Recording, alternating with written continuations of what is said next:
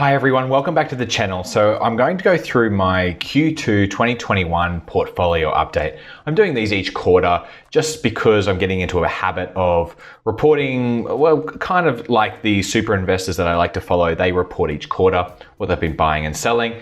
And I think it's a good habit to get into just to show you transparency for everyone who's watching, plus for me to stay disciplined and keep up to date with what's happening in my portfolio as well. So I'm going to go through the buys and sells for the quarter.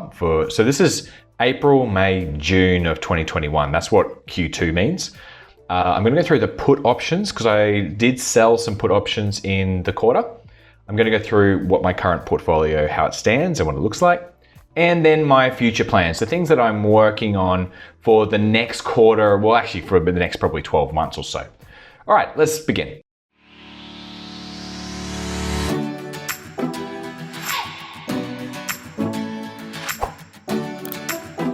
The first thing I want to have a look at is I'm calling this my unrealized performance. So now I'll go through each of these companies just quickly. So we've got Alphabet, so Google. I was buying these back in 2017 when I was sort of just starting to put some money to work. Once I was making some money out of my business that I was running, and I was starting to put that into just Alphabet, Facebook, and some ETFs and things like that. Now, that's why my average purchase price is significantly lower than what it is today. So I've had a very good profit since then. Just from Q1, just Q2 alone, it's actually up 21%. Facebook up 18%.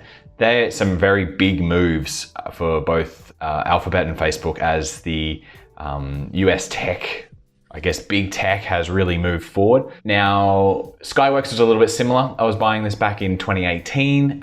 It's gone up. I've had about nearly 100% return on that so far. It's only up 3% for the quarter though, so that's fine. Happy to hold that one for the very long term. Middleby, now these are the next section here are where I started to get a bit more aggressive with my investing and especially my buys. So May and June in particular, this was when prices were pretty depressed last year. I saw a lot of interesting companies and things I wanted to invest into. So Middleby, as you can see, it's my best performer. Just in a year, it's up 207%. It's up only 4% for the quarter. Now, Bank of America, I have sold. I actually wanted to free up some cash for my plans that I'll get to a little bit later in this video. Now, I'm really looking at selling Alphabet and Facebook as well, because these prices that they're really at points where they're a little bit above what I think their fair value is, which means my expected returns on these companies are, I can't see myself getting 15% from these guys long term. So I think it's going to be closer to 10%. And if I can find something at maybe 25% return, well, I think it's smart to maybe sell out of these while I've had such a great profit on these. And they're already such big companies already. Are they going to go up 100x from here? Of course not. But am I even going to get 20%, which I'm really aiming for, maybe 25%, which is what I really want?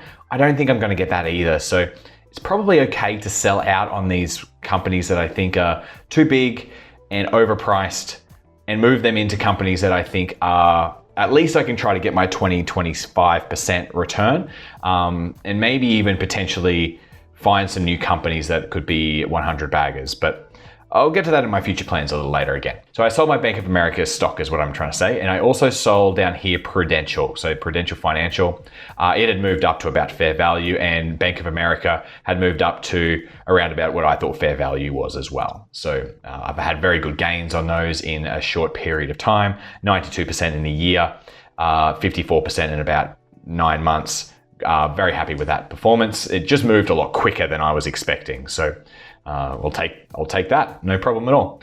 Berkshire Hathaway, I'm not going to do anything with this one. This is going to probably be my portfolio for a long time.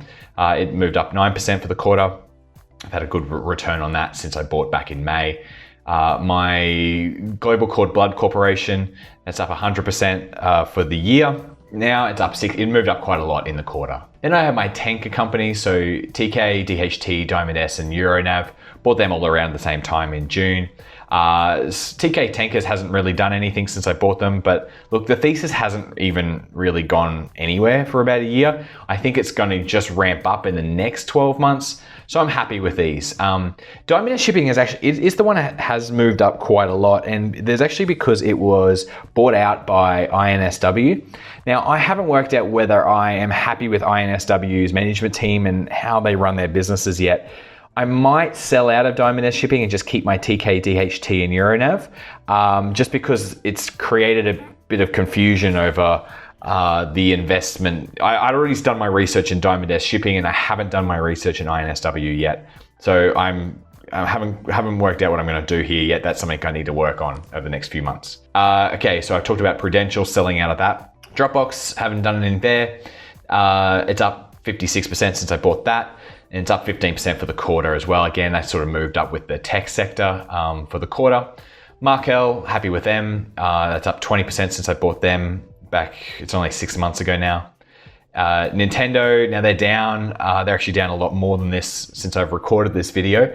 They're closer to $70, but look, again, not a problem at all. I'm keeping them for a long period of time. I think that's a great company. Shinnikin, they moved down about 4% for the quarter. It's about what I paid for them. I'm holding them for the very long term, just like Manish Pabrai would be holding them for the long term, I hope. Now, the two new buys, OTC Markets, OTCM, back in April. Actually, I think it was the first week of April I got these, and I got lucky with the movement up straight away to up 26%. But look, that's not really that relevant, I think, because I need to be judged on a lot longer period of time than this. This could easily fall back down to $30. So $30 is, I actually bought only a small piece of these at this $39. I thought it was just, I wanted to get into the company. I just wanted to do some more research and study it. Since then, I've decided probably under $30 is where I really need to be buying this company to get my 25, 30% return on investment that I want. So look, I've got a small piece here, hoping that we can get a bit of a correction here in OTCM. And Redbubble. Now, I've done a video on Redbubble, which you should check out if you want to understand why I bought into Redbubble. I bought quite a large piece into Redbubble, and I bought that at about the averaging in about 345. So yeah, there is my portfolio's performance for Q2. Okay. Selling put options. Now, during the last 6 months in particular, I have been selling put options into companies that I would already be happy to buy. Now, if you want to understand what selling a put option is and how it's a great way to make a little bit of money while you're waiting to buy companies at the prices you'd already be buying them at, I highly suggest watching my videos on that, where I explain in detail and show demonstrations on how I actually would sell a put option. But for those who do know what I'm talking about, I sold some Alibaba puts. They expired in June, so I didn't get to buy any of the Alibaba shares at these prices, even though the Alibaba stock price has slipped under $200, but that's in July, not in June when this expired. So I made the premiums on this already, so that's already done. And yep, that's it. I'm probably looking to sell some more puts in the future.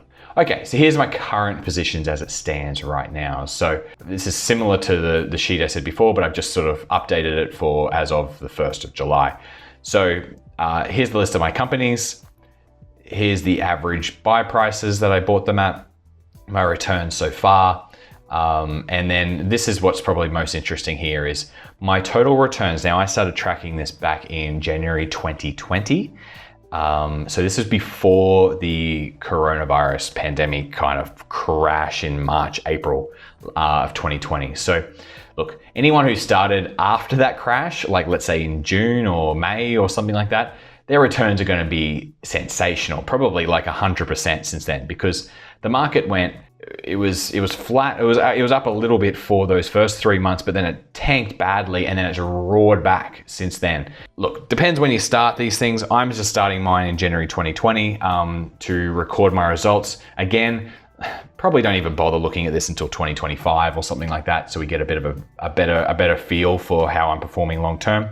But 18 months down, I am beating the S&P 500, which is nice, but look, again, it's pretty short. It's only 18 months, so let's not worry too much about that. I'm not going to get ahead of myself at all. All right, here is a bit of a breakdown of the percentages of my portfolio. So I'm holding a lot of cash, as you can see. Now, I do have plans to start, I think Alibaba and Naspers are what I'm eyeing off this cash for, but I'll get to that in my future plans. But I am holding a lot of cash, and I freed up a little bit by selling Bank of America and Prudential as well. So the cash position is pretty strong. Shinikin makes up a large chunk. I've decided that it was worthy of a large investment considering my expected returns. Redbubble also. I might have went a bit greedy on Redbubble and maybe purchased a little bit more than I should have. But look, I think this has got all the signs of a big return, and maybe I'm taking on a little bit of risk here, it's not the perfect company, but the size that it is and the industry that it's in and how it's growing and who's running it, I'm pretty happy with this investment. Maybe I pull that back a little bit. I probably won't. Now the oil tankers still take up about this 15% of my portfolio, just waiting for that thesis to play out. And then I've got about 30% made up of all the bits and pieces of the other companies that I own. So only small amounts of them. Now the reason they're small amounts is because it took me a while to actually just build up enough cash into my portfolio and enough conviction into my understanding of investments. So that's why I would buy only, smaller pieces just to sort of get into that investment, make sure I studied the company well, make sure I understood what I was doing. And I really just wasn't willing to jump in big time like I've done with Redbubble, Shinikin, and the oil tankers. So hence why I've got about 10 or so companies here with very small amounts. You might think, oh, shouldn't you be a good value investor like Monish Pabrai and all these guys, Charlie Munger? They only have 5, maybe 10 stocks in total, and they're very concentrated. So look, it looks like I'm not that concentrated because I've got these 10 companies here, but considering the time in my life and how I was building up my money and my wealth, these were actually, like some of these like Google and Facebook, when I was buying these back in 2017, well, look, that was actually the money there. That's actually the amount of money that I had at that time was, only a small amount. So I think it's fine that some of these I'm going to keep in these small portions, and that's fine. I don't have to have a perfectly concentrated portfolio in just 5 companies. I can keep some of these as long as I think the investment thesis is there and I understand the company, and I think I can get good returns from them. So I'm very happy with this section of my portfolio, regardless of whether you think that's too many companies or not enough. I've done the work on these, so I'm confident. Okay, so moving into my future plans. So I really want to put that cash to work. So like I said earlier, Alibaba and Naspers, they're the top 2 companies on my list. By the time this video comes out, I should have bought both of these. So the Q3 portfolio update will have Alibaba's and Naspers. I'm very confident it will, because that's where I'm looking to put my cash to work. And I'll go into completely separate videos on Alibaba and Naspers individually, explaining my thesis and why I think that's where I can get my big returns. I'm hoping to get at least 20% from Alibaba. Maybe I'm hoping to get even more from that from Naspers. So I'll leave the details for a separate video for that. So you can go check out those. I'm now my future plans for the rest of this year. I'm just waiting for my oil tanker thesis to play out. I'm going to wait until 2023. And if the oil tanker thesis hasn't played out by then, well, I'm going to sell and move on. That would have given me 3 full years. And I think that's plenty of time for me to decide whether I'm right or wrong.